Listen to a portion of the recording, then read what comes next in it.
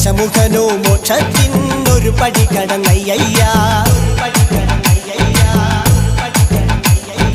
കൊയ്തെടുത്തു ശ്രീരാമൻ രണ്ടാം ശിരസയ്യ. ദശമുഖനോ മോക്ഷത്തിനിരുപടി കടന്നയ്യ.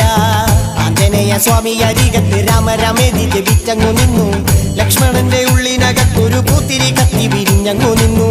ആഞ്ജനേയ സ്വാമി അരികത്ത് രാമരാമേതി ജപിച്ചങ്ങു നിന്നു. ലക്ഷ്മണന്റെ ഉള്ളിനകത്തൊരു പൂത്തിരി കത്തി വിരിഞ്ഞങ്ങു നിന്നു. ശ്രീരാമ